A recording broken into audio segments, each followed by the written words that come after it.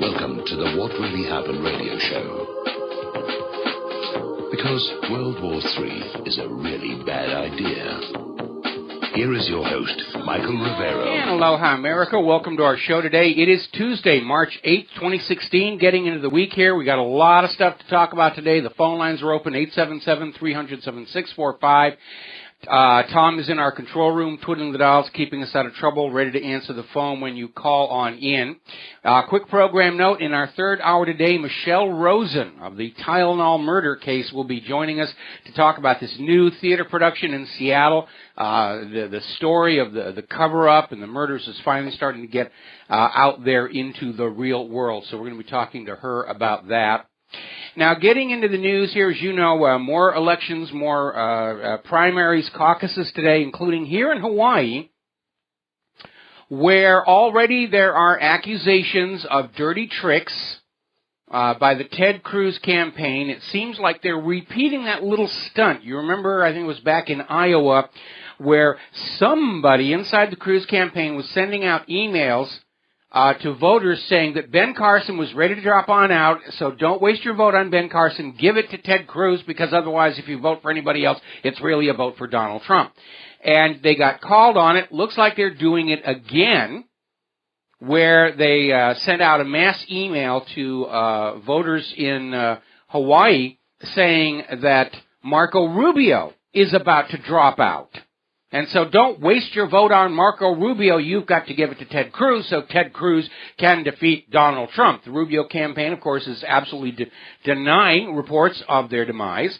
The Ted Cruz campaign is out there saying, well, whoever sent this email, you know, it's not officially sanctioned. We can't keep control over all of our many supporters. Well, if you can't, then you're by default not competent to run an entire country. And a reminder, Ted Cruz is not constitutionally eligible to serve as president or vice president of the United States of America. And I'm getting sick of all these anti-Americans who are out there saying, well, we want what we want, and the rules just have to bend to accommodate us. We've had way too much of that already. So the polls will be closing 8 o'clock local time here, so we won't really have results until tomorrow. But at this point, I mean, our elections this year have become a laughingstock to the rest of the world. Now we're getting a story, this is coming out from Ohio, where there's something very weird about that ballot, because on the Democratic side, they just have one place where you mark your preference for president. But on the Republican side, it's kind of weird. There are two different places where you have to tick off what candidate you want for president. And if you don't select them both and they don't line up, it doesn't count. And everybody's already saying this ballot was designed to be intentionally confusing to stop Trump, to get him out. It is amazing. There ought to be a national voting standard. There ought to be a national system of elections that is transparent, verifiable, and accurate. But, of course, the people in power don't want that. If they had to actually run in a fair, honest election, they'd be out of a job. Now, Haim Saban is back out there screaming that Donald Trump is dangerous to Israel. You should all vote in another Israel firster to the White House, because otherwise it's bad for Israel. Donald Trump would be bad for Israel. Frankly, in my mind, that's a plus for Donald Trump. I've had it up to here with the Israel firsters, because America needs leaders who are going to put America first, second, and third. And right now, the only one in the running who meets that criteria is Donald Trump. All the rest of them are out there saying, war, war, war, war, war. Donald Trump is saying, let's get along with people. Everybody's out there, Israel this, Israel that, Israel that. Donald Trump is saying, we got to take care of our own country. The rest of the candidates, open borders, let's bring in the illegals, let them vote. They're going to vote themselves bread and circuses and we'll ride to the top. And Donald Trump is saying, you know, non-citizens are not supposed to vote in this country. And we have a right to control our borders to protect our own economy. That's why they're so afraid of him. He's not on board with the New World Order agenda of blending all of humanity into a single lump of slave labor. As a matter of fact, I'm not the only person who's saying that. Over at Sputnik News, there's a headline, Neocons Panic. Trump presidency would mark end of the New World Order. And so there's this neoconservative pundit, Ann Applebaum, basically goes so far as to suggest a Trump presidency would mark the end of the West as we know it. And it's kind of weird. She says it like that's a bad thing. But in truth, the West as we know it is an ugly, voracious imperial war machine that slaughters innocents with robots, tortures Iraqis to death to find nuclear weapons that never existed, and has bankrupted the American people to fund all these war crimes. Many people, and I count myself included, would not mourn the passing of this Cold War relic long past its sell-by date. The world would be much better without the West as we know it. The West as we know it is all about making the money junkies richer than they already are. Lindsey Graham is out there screaming, we should have kicked Donald Trump out of the party long ago. Okay, I think we ought to kick Lindsey Graham out of the party. I think we ought to take all these people who presume to know better for the country than we the American people and kick them out of the party. It's our party. It's not their party. It's our party. All political parties are made up and are the property of the American people. You show me anywhere in the Constitution that there's supposed to be a party leadership that is allowed to override the will of the people. I dare you to show me that. And until then, anytime somebody gets up and says, we ought to kick Trump out of the party, all right, you're on the list for getting tar and feathering and run out of town on a rail. Right now, I think the party leadership in both parties is the biggest problem we're all dealing with. They want to shape the government to serve their own greed and power agenda, and the American people are sick and tired of it. We want a peaceful revolution. We want this country brought back under the control of the American people. We want this nation and its government to serve the American people and not a foreign power. Why is that so difficult for people to get? Anyway, over at Cleveland, where they're going to be holding the Republican National Convention in July, they're already anticipating there may be problems. Now, certainly if Trump is railroaded out, if the convention is brokered and he's kicked out, or if he's shot or whatever, there's probably going to be violence.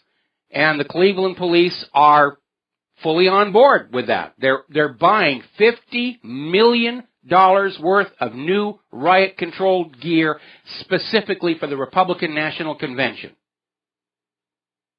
Because they're expecting that the Republican Party leadership is probably going to do something that the Republican rank and file are not going to like. So, all right, we're going to grab a phone call here. Scott in Texas, aloha, welcome to the show. What's on your mind?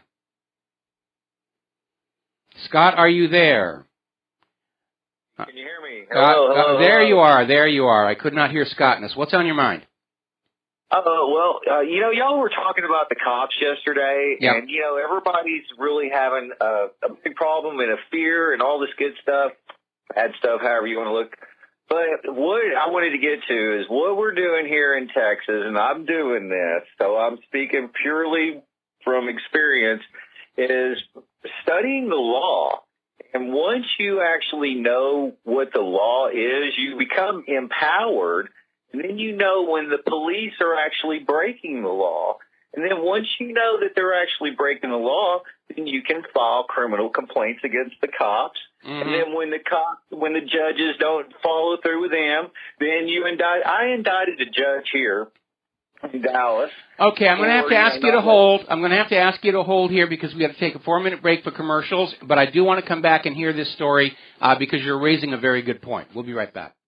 Hi, America. Welcome back to the show. And talk about an ironic piece of bump music to come back to this segment on. So, Scott, first of all, we all should know the law because the attitude of the police is if they can bluff you, they're going to do it. Now, remember, The United States Supreme Court ruled in John Bad Elk versus United States that the police are entitled to our cooperation only when they themselves are within the letter of the law and the Bill of Rights. And if they step outside the law and the Bill of Rights, they're just ordinary citizens committing crimes, and we, the people, have a legal right to resist up to and including the use of lethal force. So you have to know where the law is. Now, a lot of cops take the attitude by default that whatever they say is the law. That's not true. The laws are created by the legislature and signed by the chief executive, and the police cannot just make up laws on the spot with which to harass you, take away your cameras, and so forth. So you do have to know where the lines are so that you can tell the police officer, you are outside the law here, and, I'm under no obligation to comply with your demands here. Of course, he may haul off and tase you or crack you over the skull with his stick, or he might shoot and kill you. But, that being the life that you lead in a police state. Anyway, so you indicted a judge, you said. Well, I sent you the video. I don't know if you watched it, where the Addison, Texas cop smashing out a window. That was me.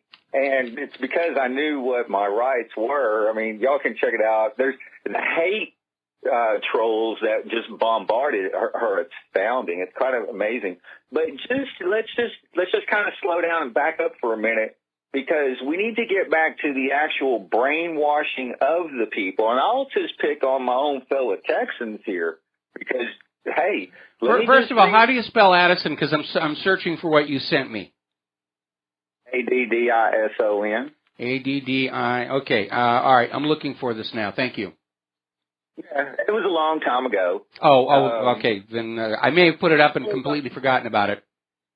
Well, yeah. It has about 1.8 million views on YouTube, so it's not going anywhere. But just to get back to the brainwashing in Texas, now I have the actual code book, and I actually cite this stuff on local radio talk shows, especially when the Scalia thing came about. Oh, I read the law on that and busted them wide open. You cited the law the next day. I was going to call in, but you already covered it, so we moved on. But just here in Texas, okay, the actual law for speed signs is real short. I'll read it. It's 201.904, speed sign. The department shall erect and maintain on the highways and roads of this state appropriate signs that show the maximum lawful speed for commercial motor vehicles, truck tractors, truck trailers, truck semi-trailers, and motor vehicles engaged in business of transporting passengers for compensation or hire, aka buses. Now, can you please tell me the year, make, and model and the color of the bus I was driving to violate that 65-mile-an-hour speed zone, Mr. Officer? You can't. Because I wasn't in commerce, I wasn't driving a semi-trailer, and I wasn't driving a bus. But nobody knows this, and you can't argue because you don't know how to argue in court, because you got to put it all in motion. And I encourage everybody to go to Rule Law Radio Monday and Friday nights, and y'all can learn this stuff too. Okay, well, I think I just found the video. I'm looking at it. It says Addison, Texas cop smashing out window. Mm-hmm. Okay, that's the one. All right, I'm putting it up here on the website right now. And again, you need to deal with the reality that there is a certain personality that is drawn to being a police officer, and it's a personality that lives to be able to tell other people what to do, to smash around with batons and guns and the rest of it. I told you about my half-brother the other day. And now let me finish. Okay. Go ahead, finish. Okay, sorry, I didn't mean to interrupt. But just because you asked about the judge, okay, so I had a motions hearing, the judge wouldn't let me speak at the motions hearing. So I indicted the judge with a Tarrant County grand jury. That's over in Fort Worth, the next county. Well, they didn't indict him. He got no bill. But he got a call, and I got paperwork to serve criminal charges on the cop next. So for aggravated assault. So now I've had cops that get behind me, run my plates, and actually turn and will not. They disappear. They don't even want to get close to my car now. Vehicles, you ever use vehicle? That's an actual legal term, so you avoid that at all costs. Well, it's good that you stood up for your rights. I mean, I'm looking at the video about how he smashed out your window, and that really was very inappropriate. But unfortunately, when you live in a police state, the police are simply being given the message, you can do whatever you want to crack down on the people and make them cower in fear, and nothing bad will happen to you. and that's true for the judges as well. And you can bring charges and indictment. We have a story here about a judge who was convicted of bribery to try and get some of his relatives out of legal trouble, and he was found guilty, and he was ordered to pay a fine of $25. That's it. That's his entire punishment for having bribed a city attorney to let his friends off the hook. $25. The system really is not about justice, it's about just us. I agree. And so what needs to happen is everybody needs to stand up and start fighting the tickets and taking it back to them, learning what your rights are, and then start filing charges on these corrupt judges and start bringing it to indictments to juries, because that jury that wouldn't indict this judge, now we're going to indict the foreman of the grand jury for standing down and not bringing charges to the grand jury because he held it up, because these are some corrupt people around here in this old town. We know it. So we're bringing charges against everybody. And the whole thing is to shine light on the corruption of, because we the people can't bring public officials and hold them accountable like they do us. So we're reversing that here, and we're bringing it hard and fast. Well, you know, there is an unpleasant reality we all have to deal with. If you lie to the government, you go to jail. If the government lies to you, nothing ever happens. It's a one-way bias system. But if everybody were to stand up and start fighting all these traffic tickets, which are being written to loot us and pillage us of wealth, and they go on doing it because most people will they'll get the ticket in the mail, they send in the money, and it's just money pouring on in. But if all Americans were to start fighting these tickets to where the costs of going through court for every single traffic ticket overwhelmed the cash flow they're getting from it, they're going to back off this whole deal because it's not making money for them anymore. Right. And, you know, and I get a lot of people will say, oh, what are you against cops? It's like, no, I'm not against cops. We need good cops, but we don't need so many cops that they have to be out there generating revenue, stealing from the people so that they can pay for these cops that they just put on here just to bloat the system and rob us, keeping us all scared. Because the conviction rate is like 95% because everybody will plead out and just take it and take it and take it. It's time for everybody to quit taking it. I agree with you on that one. We have more stories about police brutality later in the show, but we need to let you go, Scott. We got to take a break for commercials. Going to be coming on back here talking about the campaign, Bernie Sanders, Hillary Clinton, Marco Rubio. It is a three-ring circus this year. We'll be right back. Aloha, America. Welcome back to our show here. And I'm looking at a story just came across. Apparently, the Ted Cruz campaign has announced that Neil Bush, the son of former President George Herbert Walker Bush and brother of former President George W. Bush and of Jeb Bush, is joining Ted Cruz's national finance team. Huzzah, huzzah, huzzah. Anyone remember the Silverado savings and loan takedown during that big SNL crisis, where the American people were pledged to bail out all of these savings and loans that had gone bust on reckless investments? It was the first demonstration of the new fascism in this country, that foreign investors could put their money into the United States, and if they made money, they could keep it, and if they lost money, we, the American people, would be forced to cover the losses. That was an object lesson, and Neil Bush was up to his neck in this. All the Bushes were. And now Ted Cruz wants this guy on his finance team. That should be a red warning flag for everybody. All right, let's see. Now, getting on back here. Washington Post has run 16 negative stories on Bernie Sanders over the last 16 hours. You're just cranking them out one per hour. Bernie Sanders has dandruff. Bernie Sanders has overdue library books. Bernie Sanders is a closet Klansman. Bernie Sanders tap dances barefoot on shag carpet. Whatever it is they're coming up with. It's very obvious the Washington Post is fully on board with the "we are going to shove Hillary Clinton down your throat and up your nose" team. Now, Marco Rubio voted yes on every single Muslim refugee bill.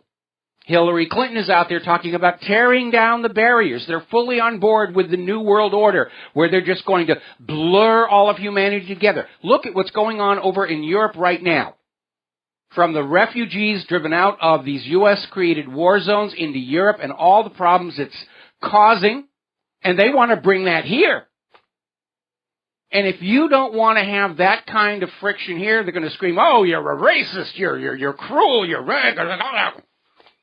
these poor suffering people, something must be done. I agree. Let's shut down the U.S. war machine that made them refugees to begin with. Another story coming out of Investment Watch blog. Forget the American dream. A country where foreigners are allowed to vote is no longer a country, and that's a big part of this New World Order. If you are a human being and you have a pulse, you are allowed to vote regardless of where you're standing. And the entire Democrat campaign is counting on having illegal immigrants and refugees able to vote. Every time somebody talks about requiring an ID to prove that you're a citizen to vote, they're screaming, racist, racist, racist. No, we're trying to comply with the law. Illegal immigrants are non-citizens are not allowed to vote, and that should be enforced. And we're seeing all these candidates like Hillary Clinton, they're clearly pandering to the non-citizens. Oh, yes, we will give you all kinds of free stuff. We'll tear down the barriers. You're going to be able to bring your families in here. These are people who clearly do not care about America at all. They're serving the great New World Order. All right, we're going to grab ourselves a phone call here. Wally in Texas, aloha. Welcome to the show. What's on your mind? Well, Michael, great to talk to you again. I'm a fan of reducing just about everything to the simplest possible denominator. Okay. And we can go on talking about all kinds of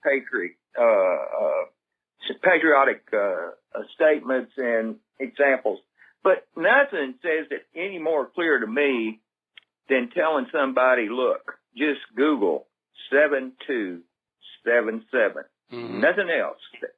That takes you right to that State Department memorandum that Kennedy and every president since has signed that for disarmament, total disarmament. Well, I'm all in favor of total disarmament. The problem is everybody pushing for disarmament, their real agenda is everybody else but us. It's like the gun grab agenda here in the United States of America. They want total disarmament, but only of you, the people. The government wants to keep their guns. The criminals get to keep their guns. You're the only ones being disarmed. It won't work. No, it won't work until everybody says they're sick and tired of war and they're willing to let these things go. Look at how many treaties the U.S. government has violated that they've signed with other countries for nuclear weapon reduction and getting rid of chemical and biological weapons. And they sign them and they ratify them and they're in the news, say we're working for a better world. And then 5-10 years down the road, you find out nothing was ever actually done.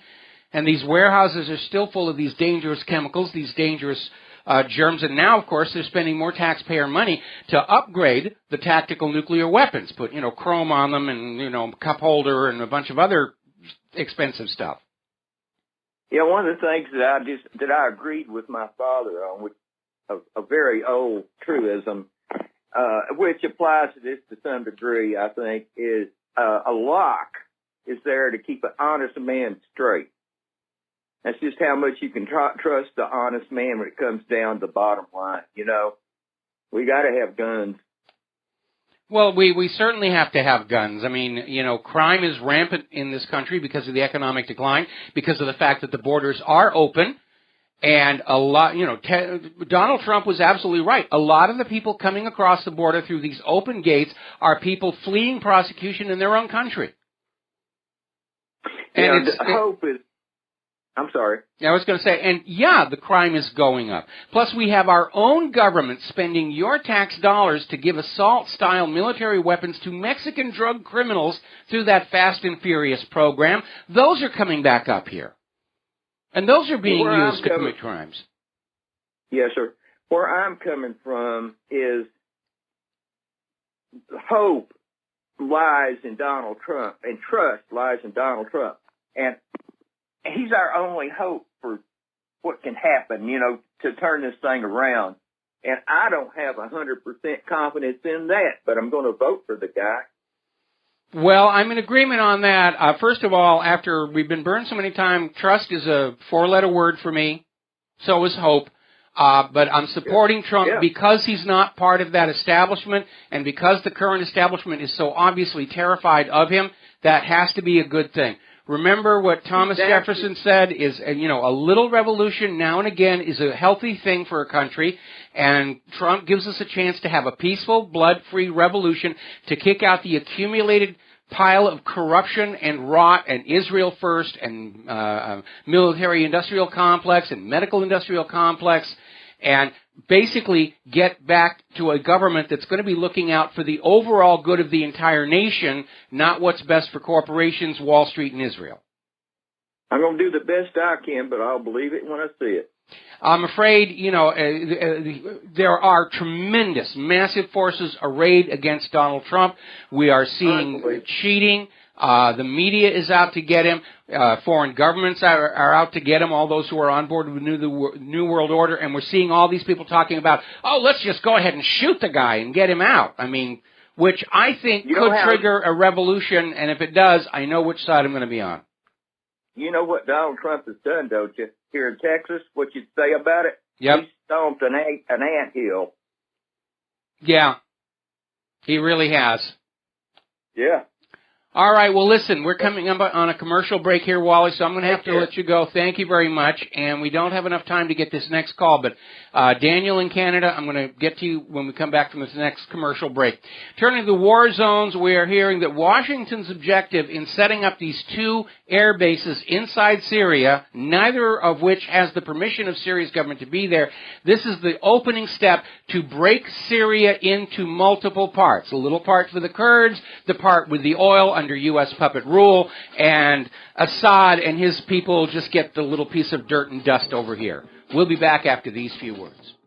And aloha, America. Welcome back to the show. And I just got an email here that makes a very good point about Donald Trump. Another plus, can you see President Donald Trump signing the check to pay for a military system that doesn't work, like the F-35 or the F-22 or the Independence-class littoral combat ship or any of this other junk coming out of the military-industrial complex? Heck no. President Trump's going to make them go back and make it work, and they won't get paid until it does work.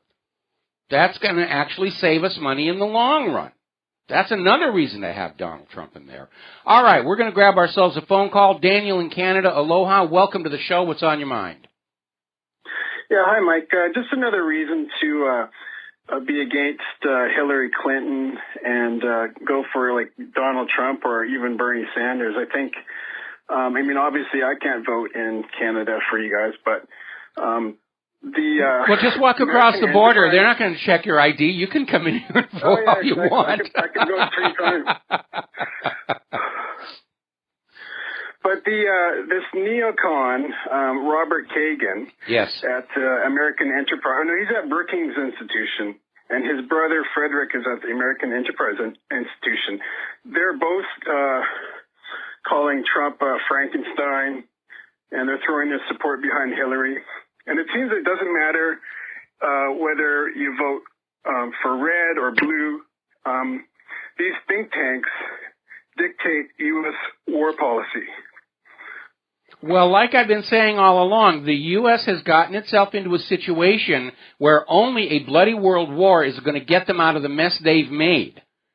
Because they need a world war as a distraction. They need a global enemy to blame the coming economic hardships on.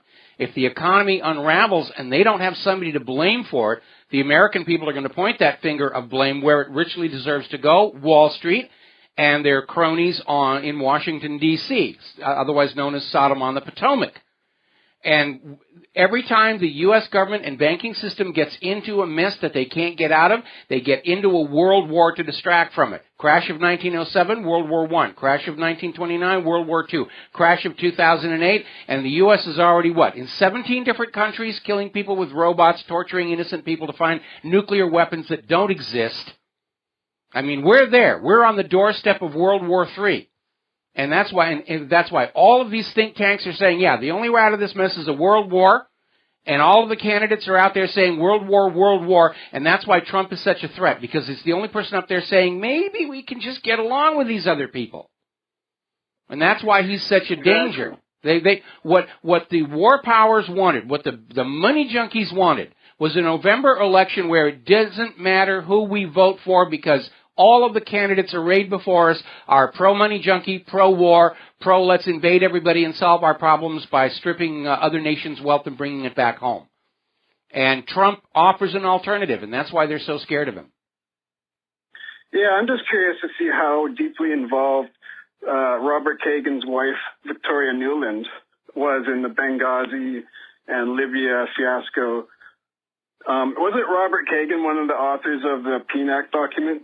I think he was, and Victoria Nuland, as she goes around, if Victoria Nuland shows up in your country, then some 3 to 6 months later, there's going to be some kind of a color revolution or a coup d'etat.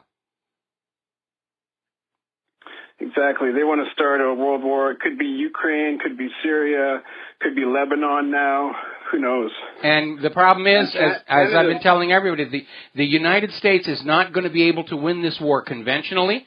Our stockpiles are drawn down. We don't have the money, the manufacturing, the manpower, or the moral authority to prevail in a war. Most of our weapons are very expensive junk that's falling apart already.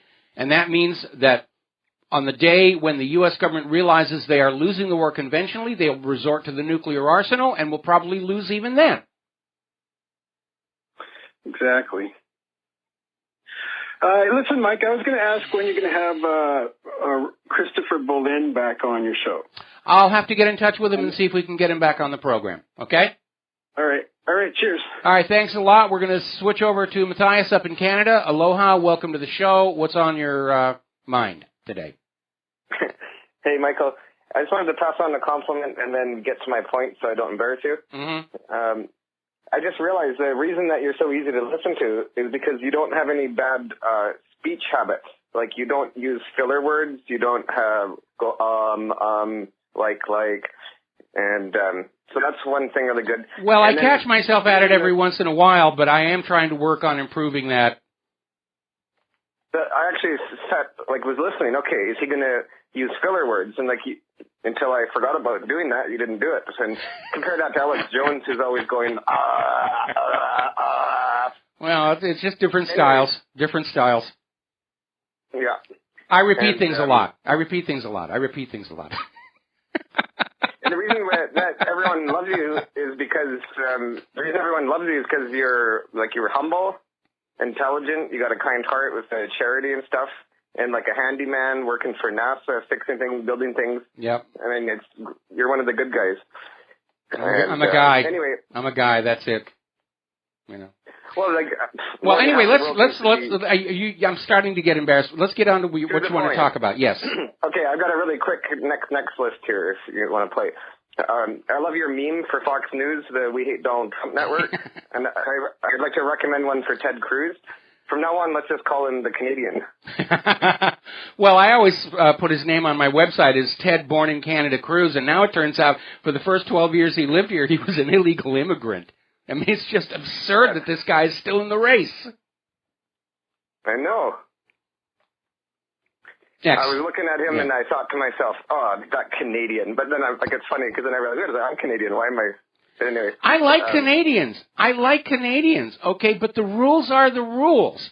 And we have had way too many politicians and leaders who think the Constitution and the Bill of Rights should not be binding on them anymore. We have to have a zero-tolerance policy, and under that policy, Ted Cruz is not allowed to be president or vice president of the United States of America. He should not be running because he cannot meet those qualifications as president by the time he would take office. There's actually a little proviso in there that you can run for president as long as whatever it is that's keeping you out of the office can be rectified by the start of your term. But obviously he can't go back in time and not be born in Canada.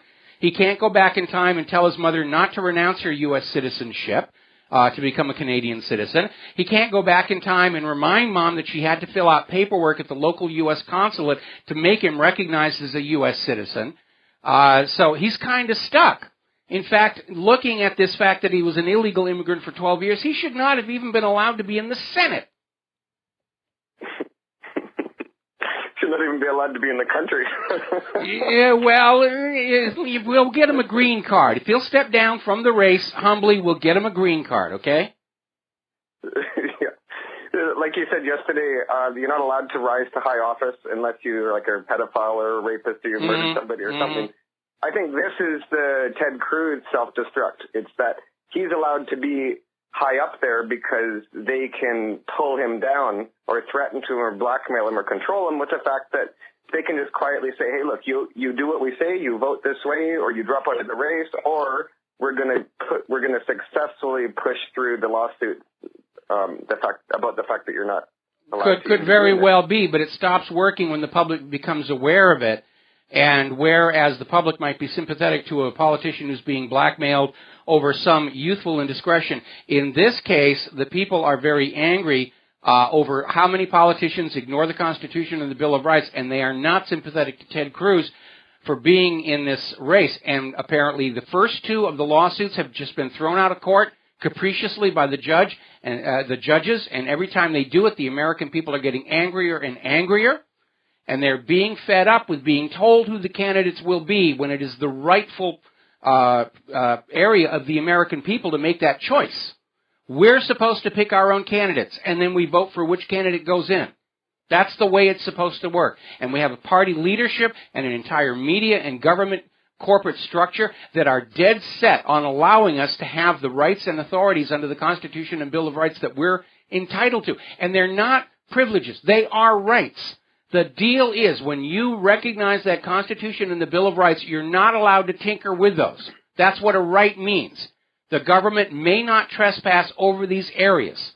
Our government does, but that's where we are. But Ted Cruz, he is deficient on so many different levels of meeting the natural-born citizen requirement to serve as President of the United States of America, or, under the 12th Amendment, Vice President. There's the music. We got to take a break for commercials and news. We got callers waiting on the line. I'm going to get back to you just as soon as we finish these words.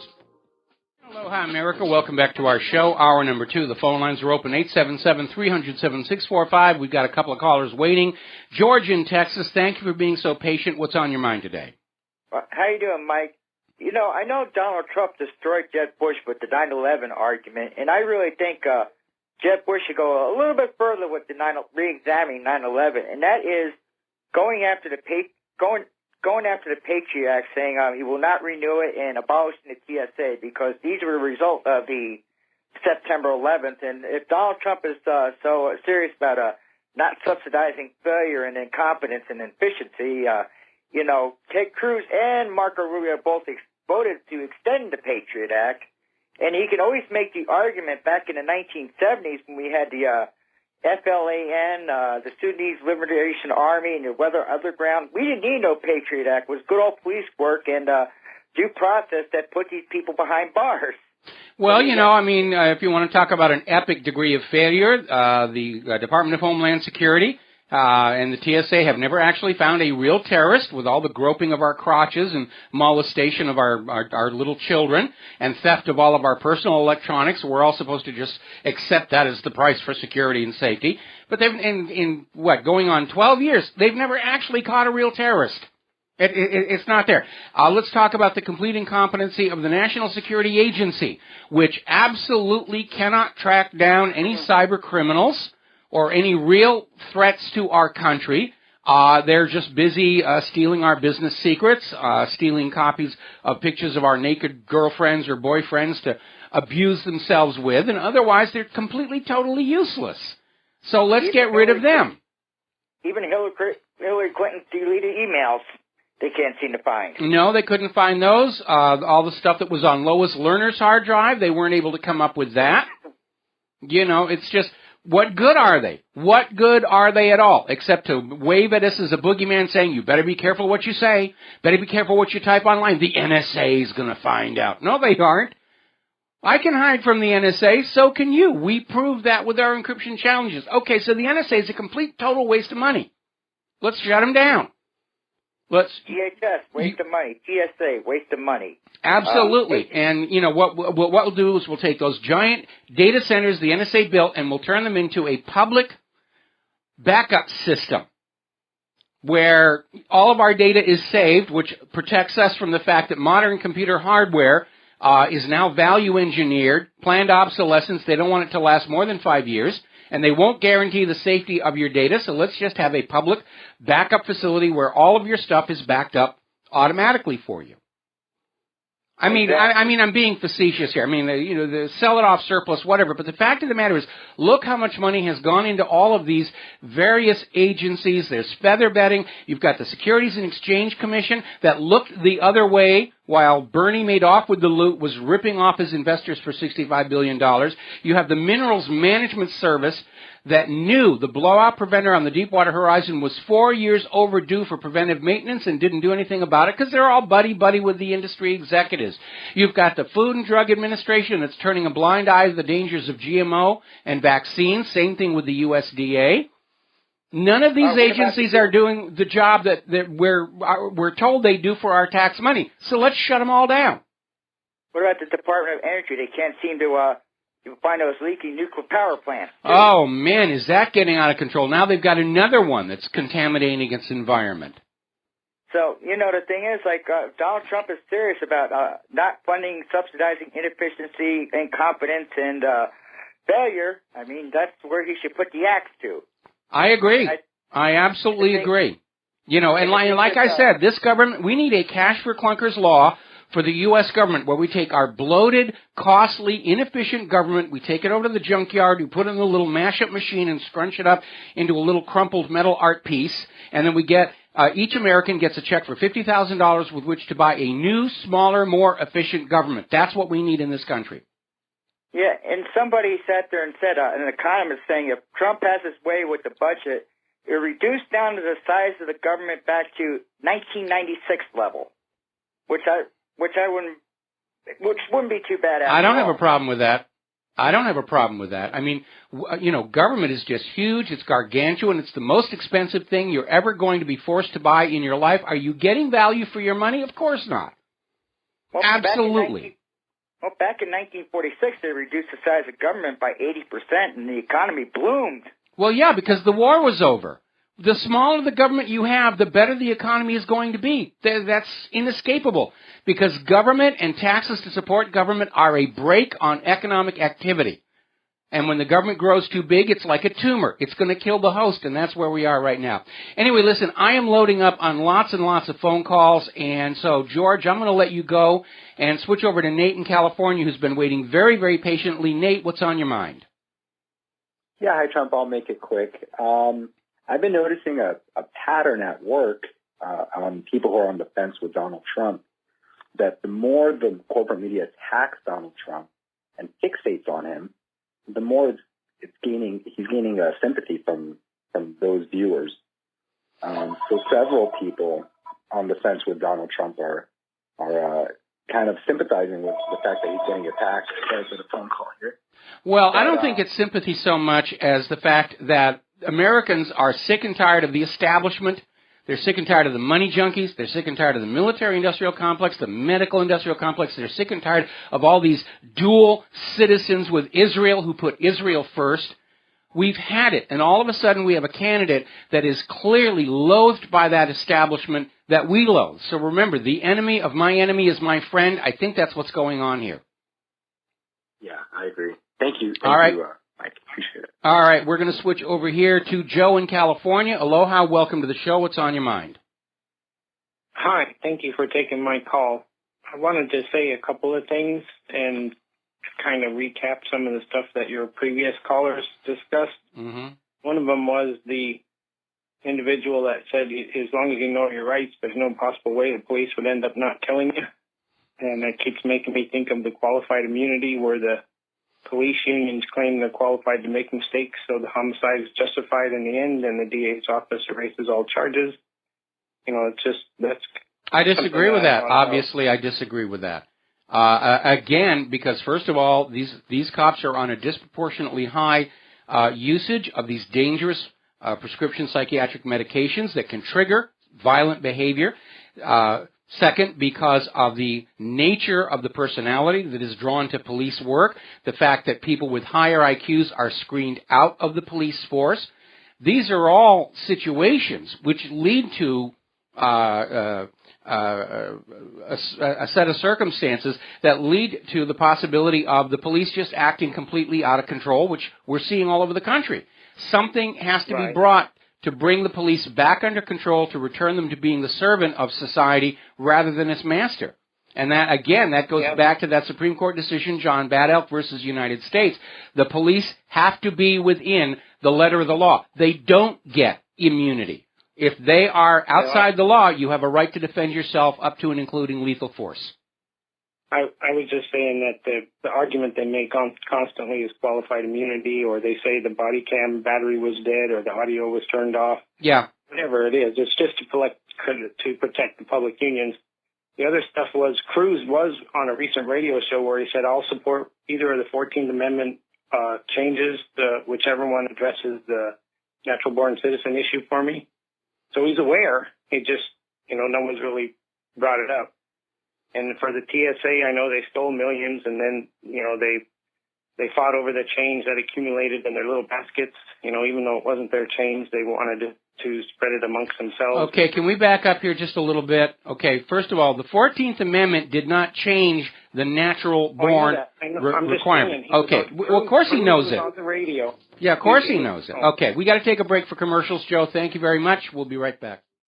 Aloha, America. Welcome back to the show. Let's grab some phone calls here. We're going to go to Mark in North Carolina. Aloha. Welcome to the show. What's on your mind? Mike, how you doing? Look, I got two things I want to answer. One, I thought you were kidding before about Neil Bush, so I looked it up, and sure enough, I'm wondering what's Cruz going to do next? They're going to appoint Bernie Madoff to his team too? Probably. If they can spring him out of there, we'll put Jeffrey Dahmer in charge of the Food and Drug Administration. I mean, what are all these holy rollers going to say now?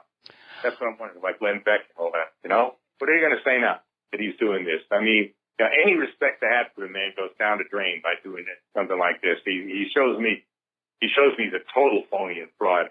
The other thing I wanted to bring up is about, our media opposed to RT. We don't hardly hear anything about what the Turks are doing on the border there, how they're shelling the Kurds, attacking the Kurds, even poisoning the Kurds, okay? But we're finding out with RT, they got some of the best reporters I've ever seen. They're right there in the front line with the Syrian Arab Army, which is the actual army of Syria. They're right up front with them. They're showing exactly the destruction that's going on, and they're showing also how well the Syrian army is actually fighting and how they're really destroying the terrorists one by one.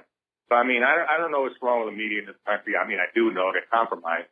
But it's a shame because it seems like we're becoming the Soviet Union and Russia is now becoming the United States.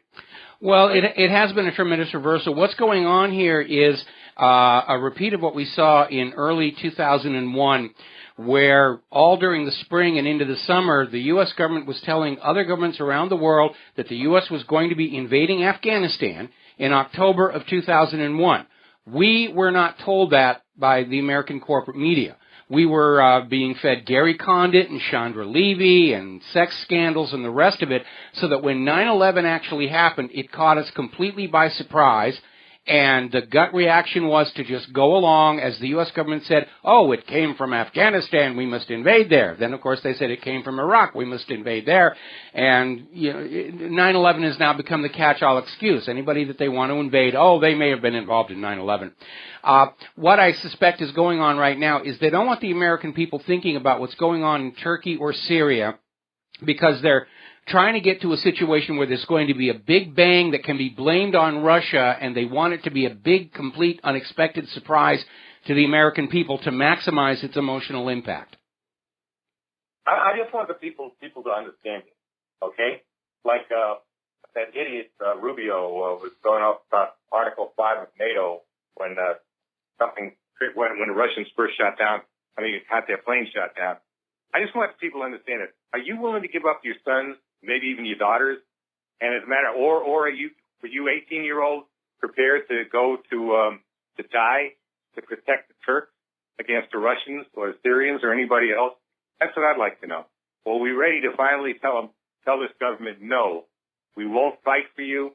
We will not, our troops will not fight for you. We will not join your military. And the people who were in the military hopefully will say, no, we will not fight if we're told to. It almost happened back in 2012. When is that about to happen? Because, I mean, you know, they're leading us, you know, these people they have absolutely no shame, no decency. Most of these neocons, by the way, were draft dodgers during the Vietnam War. Yes. Okay. And yet it keeps on going and going. Well, do you know the difference between war and revolution? War is when war is when your government sends you out against an enemy, or war is when your government tells you who the enemy is, and revolution is when you figure it out for yourself. Very good, very good. Very good, Mike. Okay. Anyway, you wanted the best, Mike. I'll tell you the truth. And I think you're getting more and more popular now, too. I notice how many calls you get. So. Yeah, it's picking up. Also, the numbers at my website have almost doubled just in the last month. Mark, I need to let you go. We're running short on time. I'm not getting to the news, and we have to talk to Glenn in Pennsylvania, who's been waiting for almost a quarter of an hour. Glenn, what's on your mind? Hi, Mike. You were talking before about the blurring of humanity. Well, you know, as you say, these guys, they want to get rid of all the bulkhead doors, all the fire doors, and blur, you know, humanity together into one undifferentiated mass that's easily controlled oligarchically from the top down. They want to get rid of all cultural, ethnic, national, state, and local identity divisions or distinctions. Yes. They want to use race and religion as dividers. Now, the thing is, I want to point something out. These people are not humanists. They're anti-human. Now, oh yeah, they see us all as livestock. It's just a big planetary ranch. They're the ranchers, and you know we're the sheep. Now, your style of atheism is humanistic, and now theoretically, I want to bring up a group that I know you're not in agreement with, but I want to point out that Christianity is supposed to be humanistic, in the sense of being pro-human. And in that sense, that would make them arm's distance allies with you in this cause, you know, other distinctions notwithstanding. But Christians are not at all prepared for this because they're used to a century now of fighting secular humanism. They're not used to fighting an anti-human doctrine. They're still trying to fight the 20th century battle of secular humanism. So this is one of the things, and you see all these perversions, this weirdness of Cruz, who's like the Robert Duvall character in the movie The Prophet. You know, he's a true freak. So, you know, I just point out that, you know, the Christians, if they wake up and realize they're not fighting secular humanism, they're fighting the anti-human agenda here. And they need to wake up so that they can at least be on board to help resist that. So, okay, that's a good point. That's a good point to make there. Again, we need to basically remember who we are, because right now our sense of historical, cultural, religious identity is under attack. And I don't think they want to use religion to keep us divided. I think what they want is to impose a single global religion. So we can't stratify or separate on that as well. There's going to be some newly created religion, maybe it's going to be Scientology for all I know, where that will be the official religion and no others will be tolerated. Because if people are allowed to build their own identity, it makes it easier for them to stand up against oligarchy. A population that is very confused about who they are, where they came from, what they're supposed to be, is much, much easier to control. And that's why they're trying to take away the Confederate flags, and they're trying to blur the Syrians into Europe and the Mexicans into the U.S. to try and destroy our sense of a national or cultural identity to make it easier to control us. It's not working, but that's their thinking. Forget the old cliche, when in Rome, do as the Romans do. They want you to justify these horrific crimes going on by the migrants as being cultural. So therefore, we have to put our laws aside and accommodate their culture while they rape and pillage, plunder, and that sort of thing. So, no, we don't have to put our laws aside. Anybody who wants to come into this country, you play by our local rules. And if you don't like it, you go back home. Period. End of discussion. Okay? Listen, Glenn, we got to take a break for commercials. Bye-bye, and we're going to let you go. We got another caller waiting on the line when we come back from our commercials, and then we got to get back to the news. Hi, America. Welcome back to the show. We're going to grab a phone call here from Steve in Massachusetts. Steve, thank you for waiting so patiently. What's on your mind? Sure, Mike, no problem. I've been noticing that the globalists, it seems like to me they're having a harder and harder time in getting things accomplished. Like I have several examples of what, like Sandy Hook. I know they planned that whole thing to establish a gun control. They wanted to have this version of Australia's Port Authority where they have something staged so horrific that people will be begging for a gun control, and it didn't happen. No, it didn't work because this government has absolutely destroyed its own credibility in the eyes of the American public. And the government and the corporate media don't know how to get that back. All they can think to do is try and plant ridiculous stuff on the Internet and the independent media to make us look kooky in the hope that that will somehow lure people back to the warm embrace of corporate TV news, which is where we're getting all this thing about the flat Earth and the fake Apollo moon landings and chemtrails and HAARP and Bigfoot and the Loch Ness Monster's love child and Elvis and his UFO and all the rest of that stuff. And it's a propaganda technique called poisoning the well. But again, now that the public knows about it, that doesn't work either. Right, and now it's becoming where they've done it so often that false flag is a household name. Yes, absolutely. And the whole plan with Syria, where they wanted to bulldoze all those countries, including Iran and Syria, and that's become a problem for them. They hit a brick wall as far as Russia stopping their plans of doing what they wanted to accomplish. Well, actually, the U.S. agenda was in trouble even before Russia, walked into Syria. I mean, the U.S. was having to go back into Iraq multiple times, Afghanistan multiple times. It's mired in all of these wars because this war agenda is being run primarily by people who've never actually had military experience themselves. I mean, yes, John McCain was a fighter pilot, but he's not really schooled in how to manage a battle and a campaign across a wide front. We don't have a real war president. We have presidents who want to be a war president just by saying, I'm a president and I'm going to start a war. But we haven't had somebody who really understands how these things are done since Eisenhower.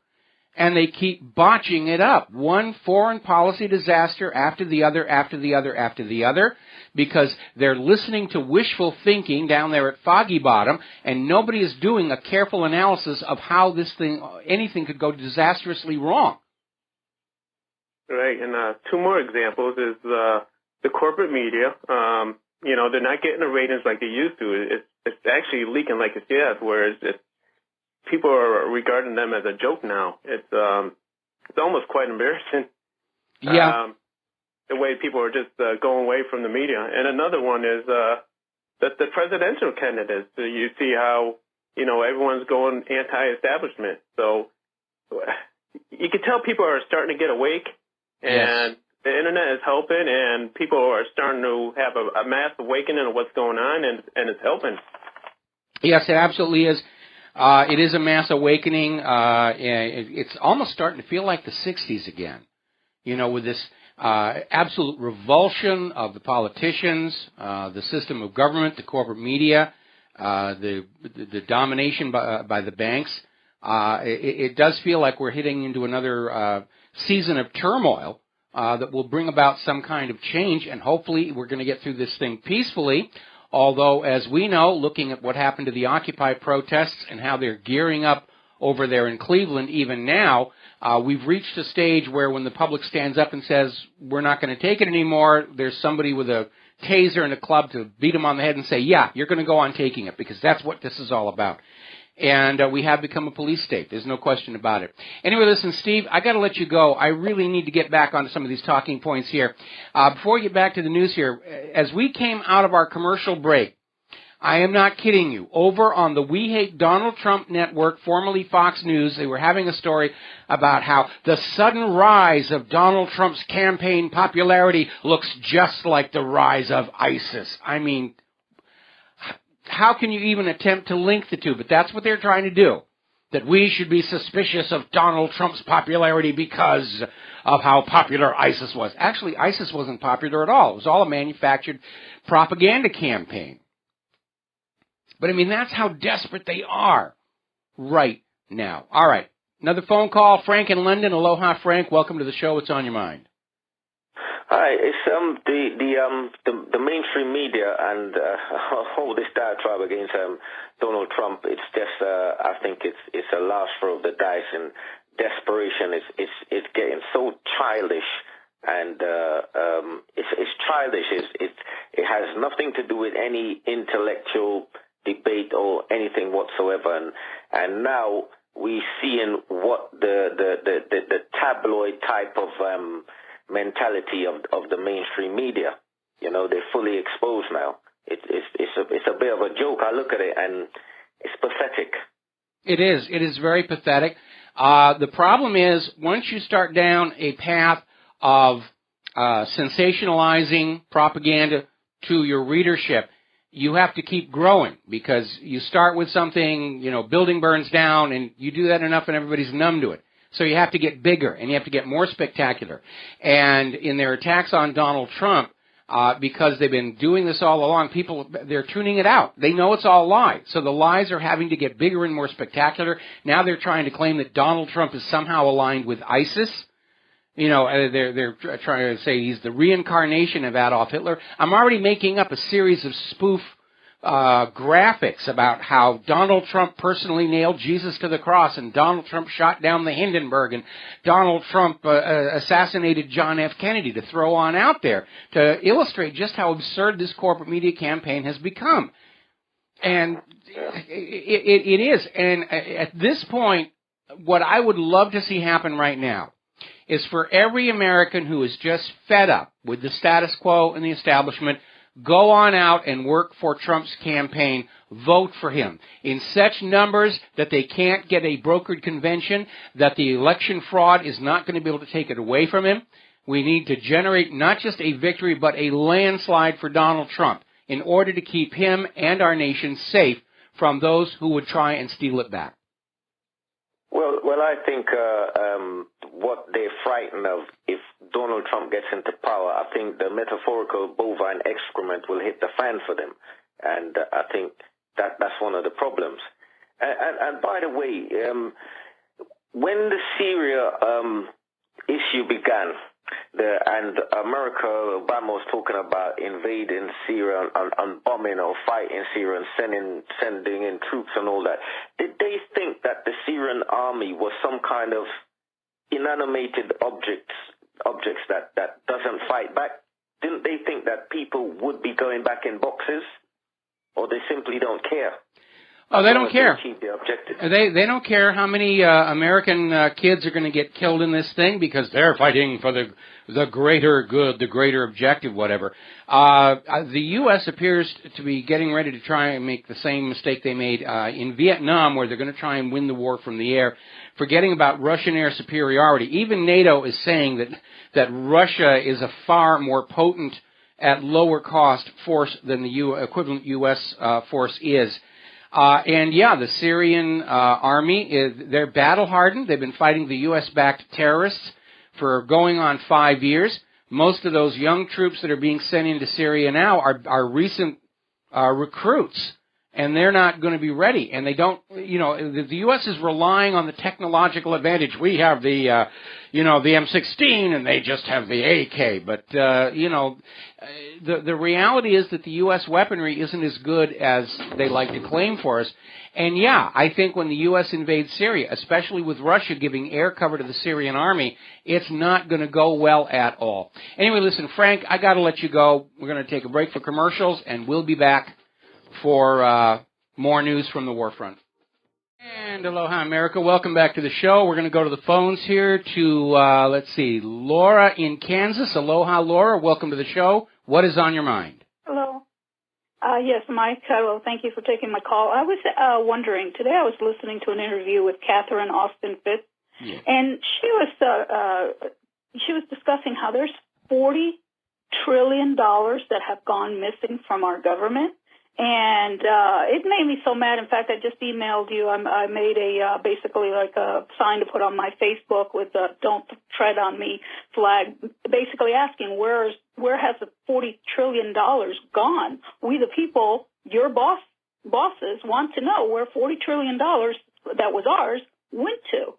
And I just wanted you to, comment on that, or, maybe you have some thoughts, because I'll tell you, $40 trillion would do a lot for this country. Oh, it absolutely would. Well, it's obviously done a lot for somebody somewhere. We know that a little over 3 of those trillion vanished into the Pentagon.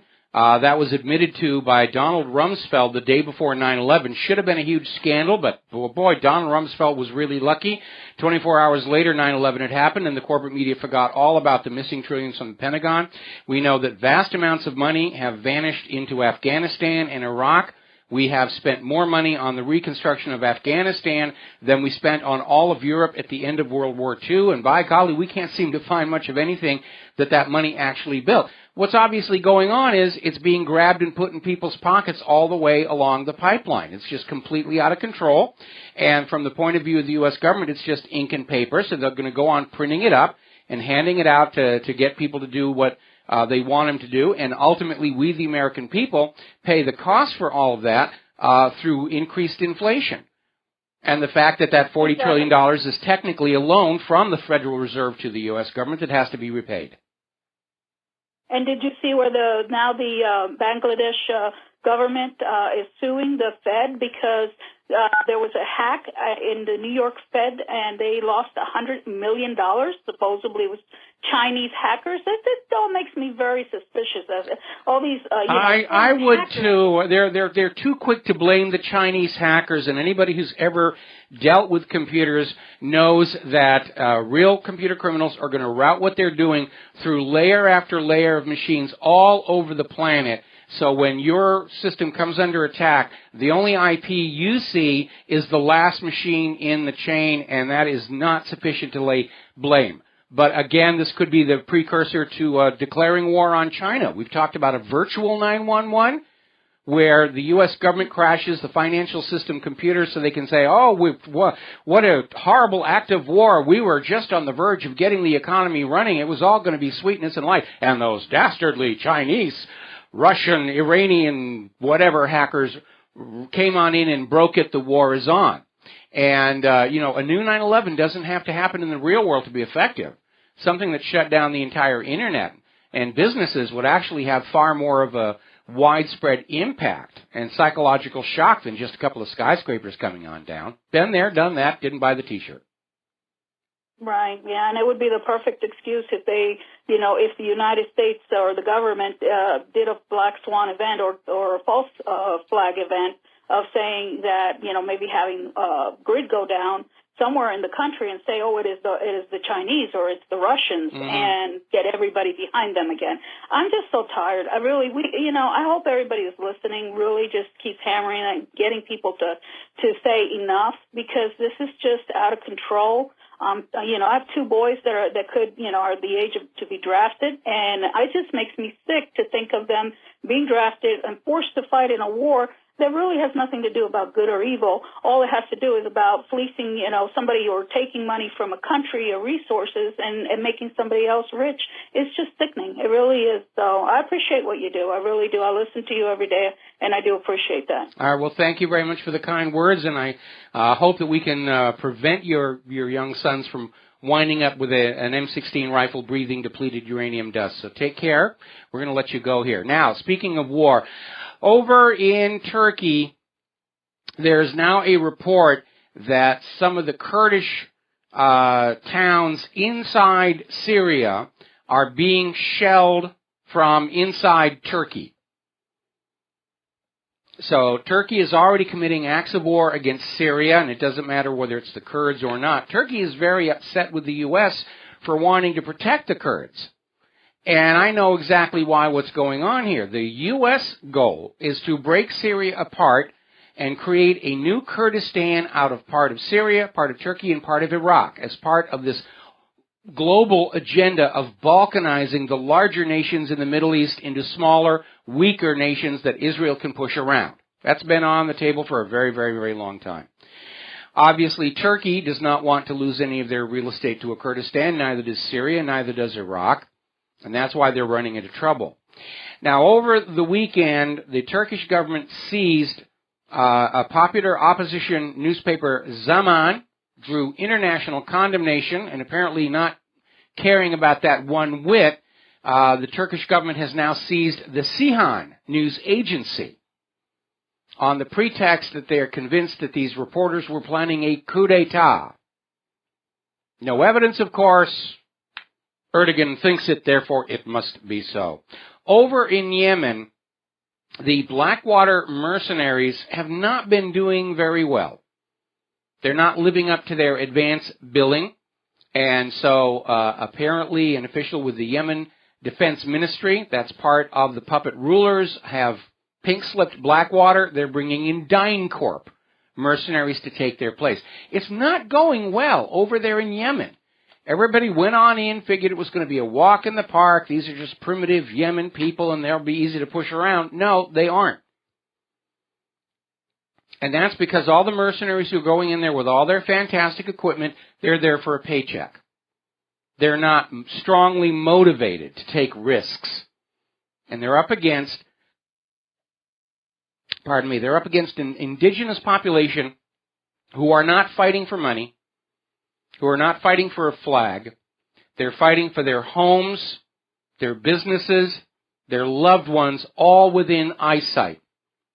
And that is a powerful, powerful motivator that money cannot possibly compete with. Now, over in Ukraine, the Ukrainian armed forces are now cranking up against the Donbass and Lugansk militias. Looks like the Minsk agreement is pretty much over. And we are seeing more reports of U.S. trainers. We have American trainers coming in to train the Ukrainian soldiers. They'll be advisors. They won't be in combat. That's how we got into Vietnam. That's what's going on. They're trying to get this war going. They need a major bloody world war going before the economy comes apart, or they know we the people are going to blame Wall Street and Washington, D.C. for the destruction of what used to be, long ago, the greatest nation on this earth. And we're going to be marching up Wall Street and around DuPont Circle with pitchforks, flaming torches, tar, feather, ropes, and rails. And deservedly so. All right, let's see. Let's grab a quick phone call. Anna from California. Aloha, what's on your mind? Hi, Mike. How you doing? Doing good. Great. You're doing a great job. I don't know if you're going to mention this or if you knew about it, but I just thought these two things were newsworthy. The FDA came out today, and they admitted to putting arsenic in the chicken. Yes. Yeah, we were going to mention it later in the show here. Now, actually, it's kind of been known for a while they're doing it. They're putting arsenic in chicken feed because the chickens will grow faster and put on more weight from less amounts of chicken feed. It maximizes the profits. People have been concerned. You're feeding us chicken with arsenic. Isn't that a poison? Well, yeah, but it's not. They got Ann Coulter out there to say a little arsenic is good for you. And so, people are understandably upset where we're seeing constantly war on natural organic farming, and yet what we're getting from the supermarkets, they're admitting it's got arsenic. Arsenic is a poison. If you eat too much chicken, you're going to fall over dead. Right. Well, especially when you see people getting cancer all over the place. That's true. It is also a carcinogen. But hey, that's good for the economy because now you have to go to the cancer place and give them your money. All right, we got to take a break for our top of the. What the other one? We've run out of time, Anna. I'm sorry. We got to take a break for news and commercials, and we'll be back with Michelle Rosen after these few words. Aloha, America. Welcome back to our show, hour number 3. And before we get to our guest, I have to comment on this. I'm looking at the We Hate Donald Trump Network, formerly known as Fox News, and they are already making prognostications about the results from the 4 states today based on exit polls, even though the polls are still open. Now, I thought there was supposed to be this rule that the news networks were not allowed to give out any results at all until after the polls closed, because if they're coming on out there and saying, oh, Trump is just hideously far behind, that it might discourage Trump voters from going on out and trying to vote for him, which is, by the way, the message you're putting on out. Rubio's ahead, Cruz is ahead, Trump is just trailing in the dust, blah, blah, blah, blah. I don't think they're supposed to be doing that. The polls in these states, Mississippi, Michigan, Idaho, and Hawaii, they're still open. They're going to be open here until 8 o'clock tonight, our time. And Fox News is already out there saying, oh, Trump's a loser, Trump's a loser. Don't even bother showing up for him. All right, joining us on the phone right now is Michelle Rosen. Michelle, thank you for spending time with us today. Michelle, are you there? Yes, I'm here. Okay, I couldn't hear you there for a second. Now, for longtime listeners, Michelle Rosen has been on the show before. She is a person whose life was deeply affected by the Tylenol murder scandal. And, Michelle, why don't you start out telling us what happened in Seattle this last weekend? Oh, I'm starting off with this. I thought you were introing this. Oh, well, no, it's your show. It's your story. You tell them. I'm just going to kick back and relax for a bit. Okay, well, there was a play that opened up in Federal Way, Washington, just about 20 minutes from the Seattle-Tacoma airport, called Death on the Supermarket Shelf. And it was a play written by a man named Alan Bryce. I guess he had thought of this idea of the Tylenol murders. He's a British man, came across in America in 1982, so this is the first crime that he had seen as a child coming here was the 1982 Tylenol cyanide murders. So he decided to make a play about it and started doing some research and discovered Scott Bart, the author of The Tylenol Mafia, Marketing, Murder, and Johnson & Johnson, and just pretty much, I think, became obsessed about it and was shocked that there was only one book about the murder and then found me. So I guess I was doing my Kickstarter campaign last year looking for funding for my documentary and had come across my story. So what his words is he had come across it and basically wanted to do this story about me and my life pursuit on seeking the truth of what really happened in the Tylenol murders. Well, thank you for the plug there at the very end of that. So how long is this play going to be running? So it opened up March 4th, just this past Friday. I flew in for that. And it's going to be playing through the 26th of March at Center Stage Theater in Federal Way, Washington. Okay, and let me see. I'm going to go ahead. I had a link to that website for the Center Stage Theater, and I'm going to bump it to the top here so people can find it. If you live near Seattle, anywhere along Washington, down to, North Bend, Snoqualmie, Mount Rainier, you need to get out there and see this, and you need to support anybody who's going to go on out and get this story out there to the public. Even though this is, it's a theater presentation, it's a musical, and artistic license, but at least it's telling the story of something that really happened. Just like Miracle Worker told the story about Helen Keller, and it deserves to get on out there because people really died, and the cause for it, exactly how it happened, did get covered up to protect corporate interests. And Michelle has spent her entire life trying to get to the bottom of this and has evolved a pretty accurate picture of what went down. And for the benefit of our listeners who may not have been here the last time, can you sort of give us a recap about the Tylenol murders, how it affected your life, and how you began to realize it was a cover-up? Yeah, sure. Okay, so this is one of the greatest crimes in America. It's the first act of terrorism through food. The Tylenol murders is the reason why we have safety seals on every product that we consume. And so September 29th, 1982, 7 people in the Chicago area bought extra-strength Tylenol and consumed 10,000 times the lethal dose of cyanide that was tampered with in those capsules and died. So before this, we didn't have any product tampering before, so there was no safety seals, and people just bought the product and died. So this happened. I was 8 years old when this happened to my mom. My mom was a 27-year-old mother of 4. She had just given birth 6 days before to my youngest brother, and came home from the hospital and took her Tylenol, and she died. So, okay, this is the reason why what you said on the last show was this is the reason why we cut our cuticles and disturb our fingers every single time we try to open something. Was this case? And was this what makes us, which changed the way we bought food forever? Well, here's the issue, okay? Where it gets to be a cover-up is the story was put out that the tampering took place in the supermarkets themselves, hence the need for these little plastic safety seals on all the products. And the reason for that is very simple. Had the tampering taken place inside the supply chain, then Johnson & Johnson would have been liable in civil court to be sued by the families of the people who had been killed.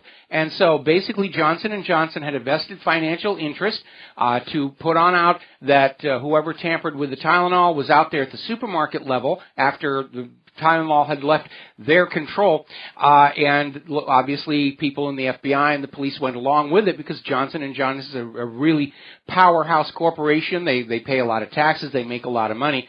But can you give us some of the things that made it really obvious there was a cover-up? I remember you telling me the story about all these pills that were just dumped in a parking lot, you know, to get rid of them, where Johnson & Johnson was basically allowed to collect its own evidence rather than let the FBI come on in. And basically, Johnson & Johnson investigated Johnson & Johnson. Yes, isn't that perfect? Wouldn't that be great for you and I if we're criminals? It would be great to count on us to tell us exactly how it happened. Yeah, give me all the evidence. I'll go through it and I'll tell you if I'm guilty or not. Yeah, that's how it's going to work. Michael, come rob my house. When you rob my house, when the cops come, they're going to ask you to do an inventory of what's missing. That's going to be perfect. It's great. So what we have is, so what people believe is that a lone man went store to store tainting capsules or tainting bottles and then putting these bottles up on the shelf. You picture him with his trench coat, you know, sneaking into the store and putting that bottle up there. The first up in front, the first person that comes in and is going to come in and take it and die.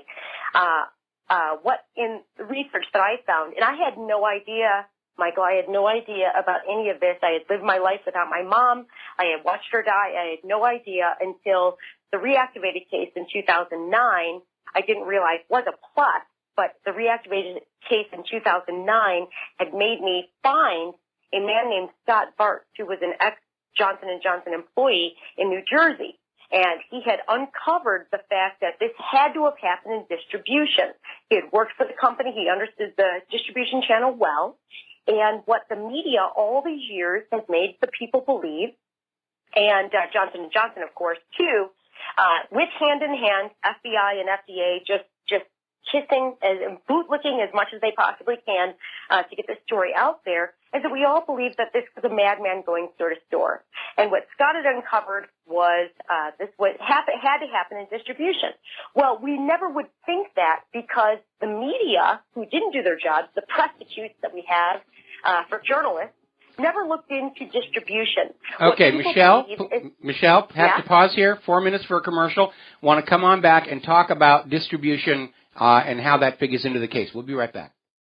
And aloha, America. Welcome back to the show. We're talking with Michelle Rosen. We're talking about the importance of supply chain in the distribution of medication, in this case Tylenol by Johnson & Johnson, as it relates to the Tylenol poisonings. And just to sort of clarify where things are going, the supply chain is how Johnson & Johnson gets the product from where it's manufactured to where it is handed off to the retailers. And from manufacturer to hand off to the retailer, Johnson & Johnson is ultimately responsible and liable for anything that goes wrong inside that supply chain. Once the product is handed off to the warehouse or distribution center for a distributor that's a separate company, Johnson & Johnson's responsibility ends at that point. So Johnson & Johnson obviously had a financial motive to put the poisoning of the Tylenol outside the supply chain so that they could not be sued by the victims' families. But that may have not been entirely accurate. And Michelle, I'll let you pick up from this point. Yes, and actually, they are responsible up until it gets to the store shelf. Even if they don't have anything to do with the distribution, they are still responsible until it gets to the retailer.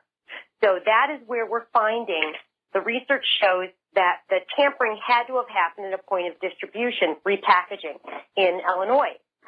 And with that, when we had all the news, they said, well, it didn't happen in manufacture because we have these lot numbers and one's manufactured in Pennsylvania, the other in Texas. So there's no way this happened during manufacturing. Well, it did happen, and it did happen once it goes off. It doesn't just get on a truck from manufacturer and be delivered to your stores. That's what people don't understand, and that is the cover-up of this whole thing. It goes to many different points throughout that, 3, 4, 5 even, packages are reopened and then resealed again to go to different points of distribution.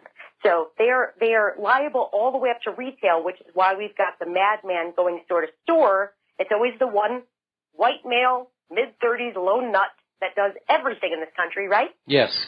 Too smart for investigators to figure out. He's just a science nerd, and this is what happens. So what we have found is that it had to have happened at some point in Illinois at a repackaging plant, because they do open up those, they do change the boxes, and this is human contact. What Johnson & Johnson led the public to believe is that this is all robotic things doing this, moving this stuff, so no humans touched this, so there's no way it happened on our dime. And that's just not true. And the media went right along with it. Why? Well, because the CEO of Johnson & Johnson at the time, his entire family is a media mogul. They owned half the news. So why else wouldn't you put this story out there of this man, just a man that's doing this on your store shelf? Even without owning the media, Johnson & Johnson is a major advertiser, and all they would have to do is, tell the media, if you deviate from our story, we will simply not advertise on your network any longer. That's a major club. We saw Monsanto use that out in California to defeat Proposition 37, I think it was, the GMO labeling one. And it's a reminder that when we let individuals and corporations get too much money, they tend to do bad things with it.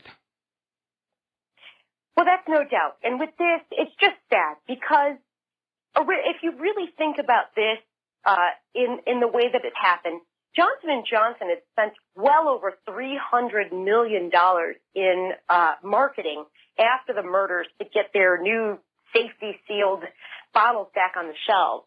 And if they had just taken blame at that time and been responsible, yes, you'd lose trust. Yes, you would. But look how many people use these products anyway.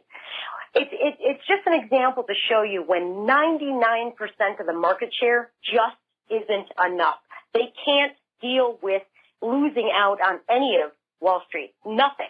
So here you have a story of, if they had just taken liability for this, and if they did, I don't know how we would buy products today, because it could happen in your cereal. It can happen anywhere. With the way that this happened, with research that shows this happened in distribution, any product at any time, your safety seal does not save you. It's actually sealed for their protection, not yours. When you open a bottle of anything and it's got a safety seal on it, it actually makes you feel safe. There's nothing, tampered with. Oh, this popped. I've got this, and there's nothing's broken. I'm good. What you lost in 1982 with this safety seal propaganda is actually buyer beware, because now you're not even going to check out anything that you buy. As long as that thing pops open and everything's good, you don't even look inside anymore. And with the way that this happened, it shows that this could happen anywhere in any product at any time, and they're just sealing it in. It's the mini 911. It's, the TSA. The safety seal is the TSA of 1982. All right, well, let me get on to a topic here, because as you mentioned before, there's always things are blamed on the crazed, lone nut, whatever.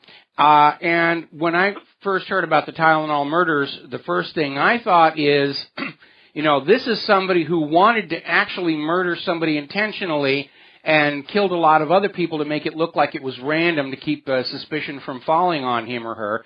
And it sounds like a script from a grade B movie, but I'm not buying the idea that somebody just got it into their head one day to go out and poison a bunch of product for no good reason at all. There had to be a motive, and the motive probably was that at least one of the victims was the intentional victim, and the others were all there just as smokescreen and distraction. Well, that actually came after the Tylenol murders. People started thinking that way. So in 1982, you actually didn't have any crime like that. Nobody was killing someone randomly, or killing their own and then killing someone else randomly. That whole idea came from the Tylenol murders. This didn't happen before. So no, there is a lone madman. He just happened to work in distribution. What his intention was, did he hate Johnson & Johnson? Did he hate Tylenol? Or did he just hate people? Anyone that can kill 7 people randomly, well, what we think 7 people, it had to be, many more from our research anyway, but you didn't have anyone intentionally killing someone and putting the rest on. And it couldn't have happened that way. What we found in distribution, it was all random. So this didn't happen. That idea came from this murder, so it didn't happen before that. Product tampering just didn't happen before these murders happened. Well, so what they tried doing, in this case anyway, is to avoid liability, what Johnson & Johnson had come up with. If we admit this happened in our plant and, in our distribution chain, we'd be completely liable. So what they tried doing is coming up with, trying to connect it to the families. Unfortunately, it was mine. My dad was framed, for the crime. And okay, well, can we hold there? Can we hold there? We got to take another 4-minute break for commercials. We've got a caller waiting on the line. I'm going to get the call out of the way. Then I want to come back about how your father got framed. We'll be right back. Aloha, America. Welcome back to the show. We're talking with Michelle Rosen, but before we go back to Michelle Rosen, we've had a caller sitting on the line very patiently. I'm going to take the call, then we're going to close the phone lines for the rest of the show. So, James in Ohio, thank you for waiting so long, and what's on your mind? James, are you there? Going once, going twice.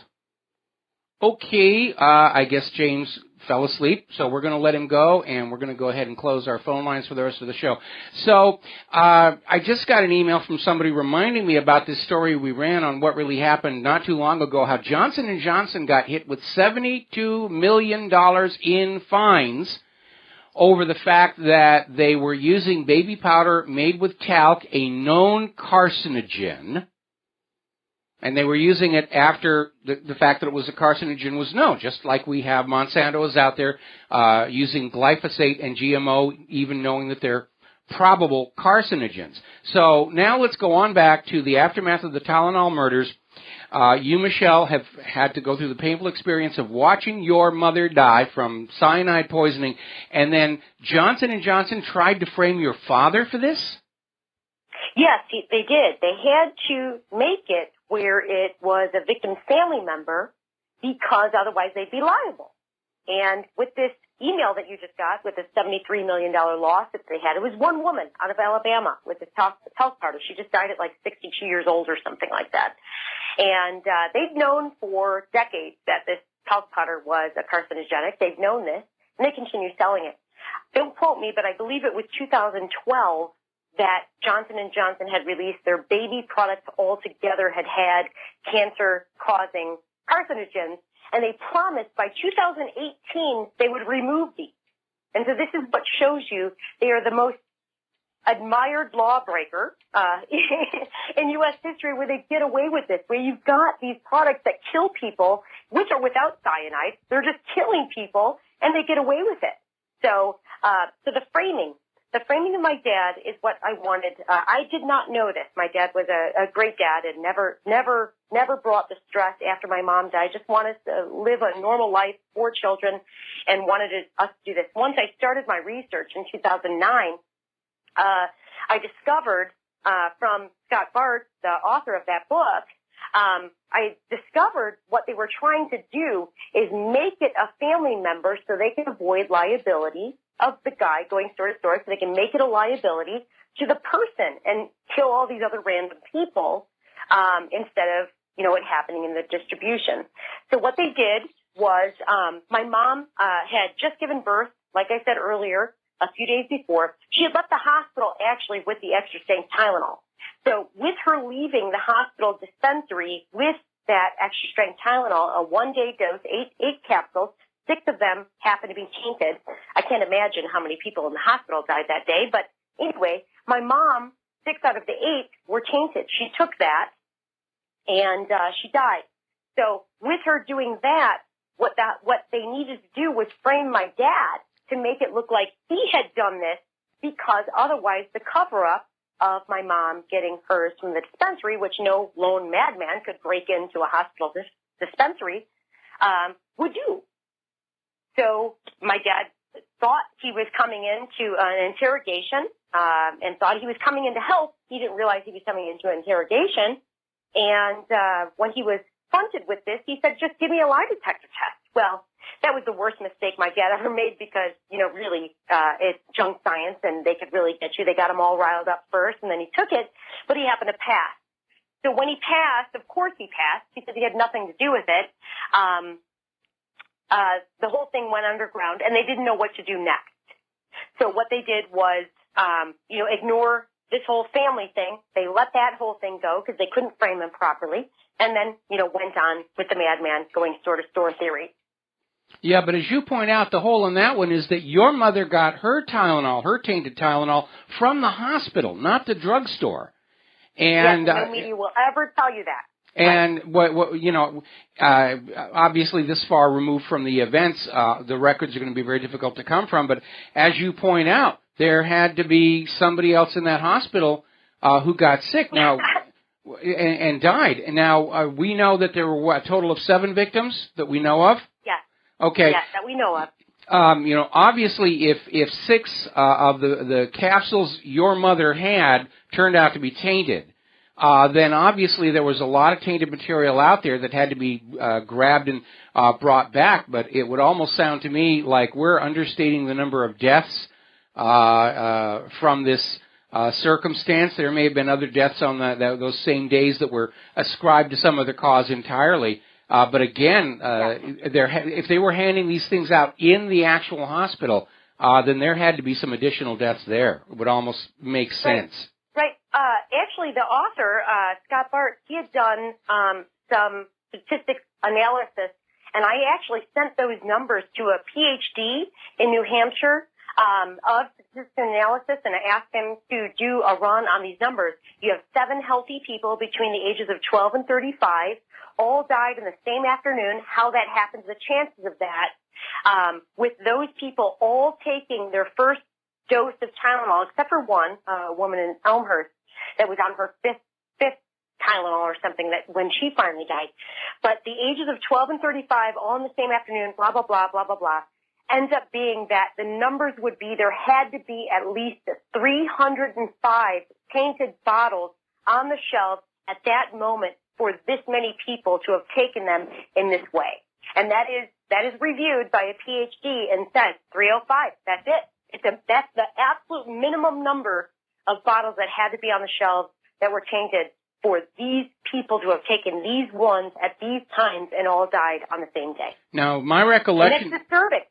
My recollection is that the police and FBI simply grabbed all the inventory off the store shelves and took it back to Johnson & Johnson to let them go through. So they're... Our do-gooders at Johnson & Johnson just wanted to make sure that they can test properly and have the facilities to do that. How they had a lab do this, don't ask me.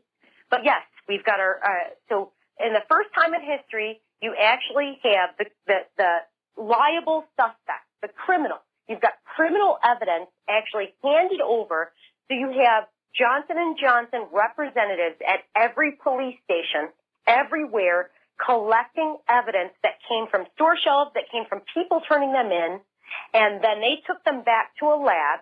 They tested less than 1%, didn't find anything, of course, and destroyed the rest. So what you did when you did that, when you allowed the liable corporation to test the product, is you didn't have, no madman picks lot numbers. So who cares about the lot numbers? We're caring about what's in this. You've got less than 1% of capsules tested, and all the rest are destroyed. So we will never know just how much was out there. And on top of Johnson & Johnson destroying it, we've got the Chicago police going door to door, driving down with their bullhorns on their police cars, saying, "Flush your evidence. Destroy your Tylenol." So how much, not just acetaminophen that was in the water system that day. But you think about how much evidence was destroyed by people that were so afraid of being poisoned. Just get rid of it. Just get rid of it as fast as you can. How much acetaminophen and cyanide went into the water system in the Chicago area, suburbs, and all that day? How many people died from that just being in the water? I was just going to say, I mean, a water treatment plant, I don't think can take cyanide out of the water if it's in solution. They cannot. Yeah. No, they can't even take out the fluoride that's in there. So how the hell are they going to take out the cyanide? All right, well, listen, we've got to take our last commercial break here right now. We're going to be gone for 4 minutes, and then we're going to be back with the last segment of our program today with Michelle Rosen. We'll be right back. And aloha, America. Welcome back to our show. Last segment of our program today, we're talking with Michelle Rosen, whose mother was one of the victims of the Tylenol poisonings case.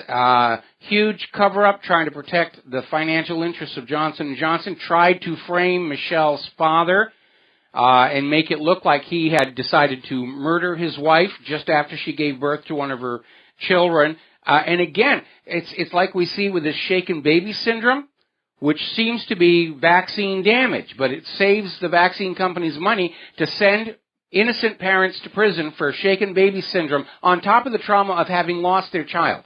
But that's how soulless corporations are. Anybody who says corporations are people, no, they're not, because they don't have a soul. They don't have compassion. They're just ruthless, predatory feeding machines, like slime molds. Anyway, Michelle, we've got about 10 minutes here. And okay, good. I thought you were going to say something. No, I was just saying, okay, good. So I'll just finish up and just say about the case, and then I'll tell you about the play. Yes. Just so your listeners know that what in research found was that the FDA and the FBI had great friendship with Johnson & Johnson. So there was a relationship there all the way back to college roommates in Harvard, things like that. So we know the whole thing is a scam. It didn't happen on the store shelf. It happened in distribution and allowed a liable corporation to get out of it. The media, the FBI, and the FDA all worked hand in hand with them to allow them to get away with literally murder over and over again. So how many people died that day? I have no idea. I will find out eventually, but that's it. So back to the play. The play was interesting, for sure. The cast was fantastic. I think that all of the cast, it was nice to see for once. So unlike our unsolved mysteries, this is a top unsolved crime of the century. And we've got things like unsolved mysteries and things back in the day. Nothing is mentioned anymore since Scott and I had muddled the waters. They don't even talk about the murders as if they even never happened at this point because there's so much controversial information going out.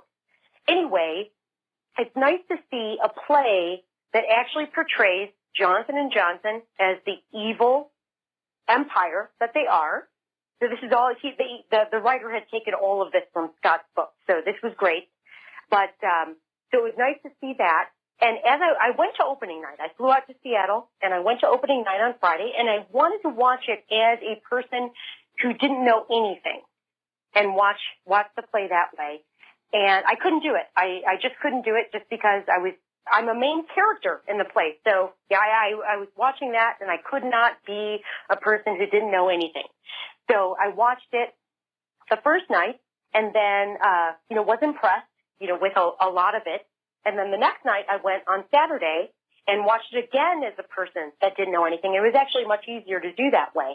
So their portrayal of Johnson & Johnson is as the evil do-gooders as they are, was portrayed well. Being a main character, a little bit uncomfortable. Well, actually, majorly uncomfortable watching myself up on stage doing what I'm doing. It just was odd. But as a person watching it, I left there saying, don't judge, your character or anything that's going on. What happened was you've got a house full of people. I believe the seats were like 230 or something like that. And on Friday it was a full house. Saturday night was about half that. And hundreds of people left this play with a different perspective. And that was great. And that's what I feel was the bonus of the entire thing.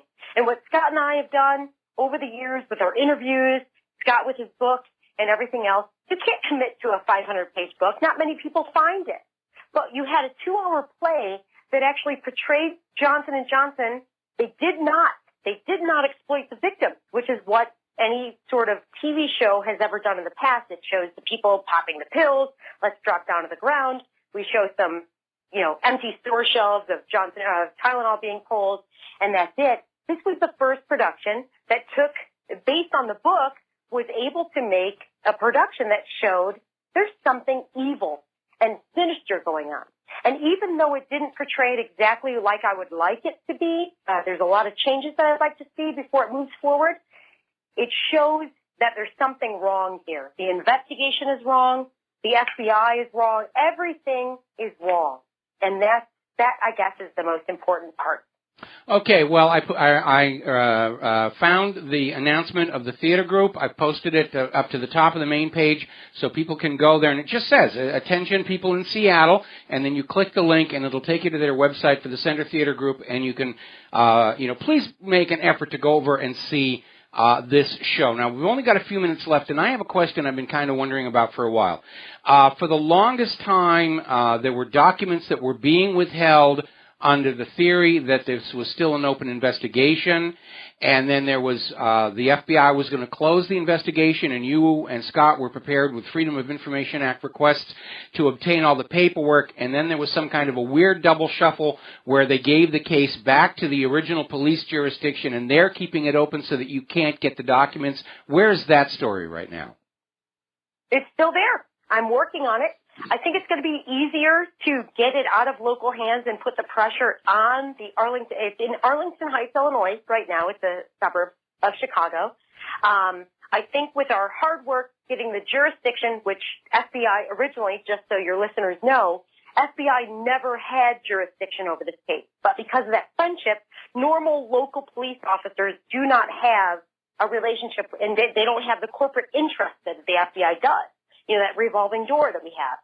So, yeah, you're absolutely right. If the crime did not cross a state border or take place on federal land, the FBI shouldn't have been there to begin with. So they were there doing what the FBI does.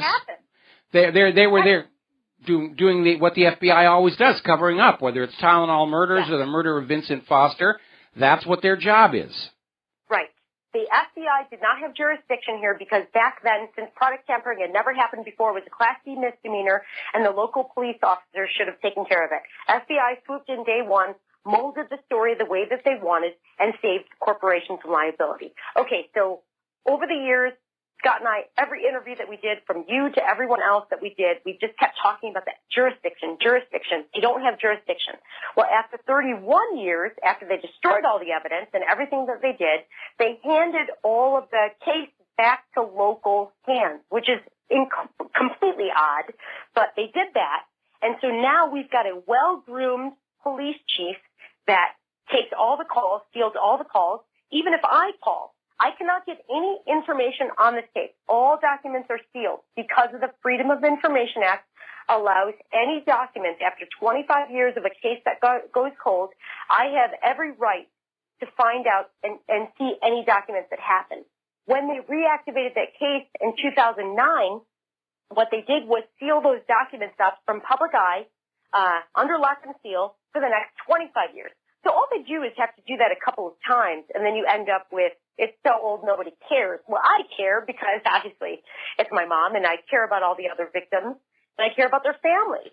And so at this point, I'm fighting, and I think if I just keep pressure on that local police department who has it now, and just have people knowing how this really happened, I really truly think we can get whatever is what I call the black highlighter, on all the files, released to the public and let them see what really happened. You've got an investigation of 140 FBI members that were working on this case. 140. Can you imagine what kind of information is sitting in there that is completely sealed from you, me, or anyone? And it doesn't matter if it was your mom that died. It doesn't matter at all. They don't care. I can't see anything.